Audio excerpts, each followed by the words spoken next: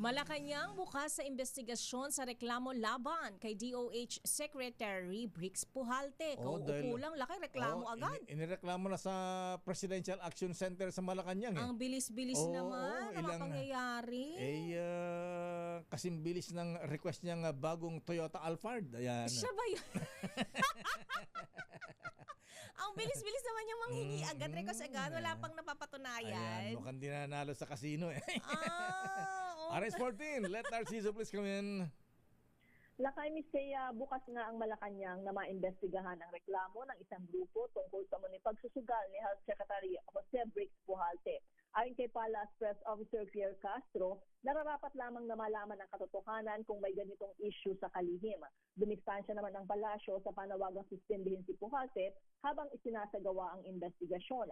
Hindi rin direktang sinagot ni Castro kung tiwala pa rin ba si Pangulong Bongbong Marcos kay Secretary Pujalte kasunod ng kontrobersya. Sa halip, sinabi ni Castro na gagawa ng nararapat na aksyon ang presidente kung may lalabas na matibay na ebidensya sa aligasyon laban sa kalihim. Narito si Yusek Castro. Kung may ganito po mga issue ay dapat lang po talagang lumabas. Kailangan po maimbestigahan at kung ano man po ang kalalabasan nito ay hahayaan po natin ang Pangulo na mag-desisyon patungkol siya. Una nang itinanggi ng DOH Secretary ang akusasyon na tinawag nitong isang demolition job at nilinaw na ang kanyang pagbisita sa hotel ay para lamang sa mga opisyal na pagpupulong at trabaho. Ito si Lep Narciso para sa DZRH. Yes, Akay? Bakit may ID siyang may alias na Louis Santos? Siya si Louis Santos. Yan ang tanong. Basta may ebidensya daw, Lakay. Sabi ng Malacanang. Meron na yata ilalabas na video eh. Parang ala Virgie Torres ng LTO, di ba? Sinibak yun eh. Oo. Siyempre pagka pupunta ka sa casino, di ba? May CCTV dyan na mistake na mamumukhaan ka talaga okay lang eh. Pagpasok mong ganun titingin ka doon, kakaway ka. Hello, ganun. Is it me you're looking for? Ayan. Atay tayo dyan. Doon sa reklamo sa Presidential Action Center, ano-ano daw ba yung mga iba pang reklamo, Miss Let? Reklamo saan, Lakay? Laban dito kay Louis Santos. Brix Pujalte pala. Ayan. Ano bang laro niya? Ayan. Sabi, slot machine daw eh, ha? Sa slot machine. Oo, kaya lang VIP room eh. Sabi may slot machine din pala sa VIP room na, na isang pindot mo, Miss Taya, yung isang laro daw. Magkano? Abay, slot machine pero daan libo. Ayan. Ang taya mo? Oo, ayan. Akala ko slot machine, mga barya-barya lang yun. Piso-piso doon, Lakay. Kaya nga eh, ha? Depende, pero kung nasa VIP room ka, 100,000. malalaki din ang taya pala doon. Ayan. Okay. Hindi ako familiar na papanood ko lang sa Ayan nga. Ako rin nakikita ko lang pagka nagagawi tayo dyan sa may Soler o kaya Okada ha? Di naman natin kabisado yan kaya nanonood na lang tayo.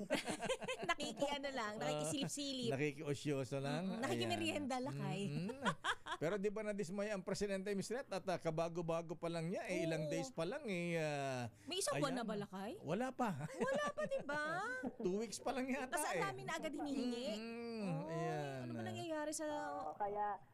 Kaya walang pahayag tungkol dyan, Lakay, ang Malacanang. Basta ang sabi ay bukas sa investigasyon at kung may ebidensya ay aabangan natin yung magiging hakbang ng Pangulo. Ayan, kung tahimik pa ang Pangulong Bonget, sabi na aking bubiti, galit na ang First Lady. Ayan. Bakit First Lady? Lalo dinunggol-dunggol pa. Ayan. Di ba nangyari? Dinunggol-dunggol ba? Paano? Kasano? Saan affair ba yun, Miss Let? Ayan, habang na kayo ang First Lady, dumaan ng Pujalte, sinagi yung ulo. Oh my goodness. Anong event yan? Nagsorry. Pero yung sorry niya, parang wala lang, parang sorry. Parang gano'n. Galing sa ilong? Di ba siyempre, pagka malaking tao yung mga di ka takot-takot. Sorry po, hindi sinasaya. Walang sincerity, Lakay. Parang sorry, parang gano'n lang. Casual na casual. Parang nakasagi lang ng taga-tabi-tabi. Parang ako lang yung nasagi. Sige, gano'n. Ayan. Sige, abangan na lang natin kung ilang araw pa tatagal ang controversial na Secretary Bricks sa Pujalte na gambling boy, casino boy, gambling man. Yan. Hala, abangan natin. Balik sa inyo, Miss Thea at Lakay.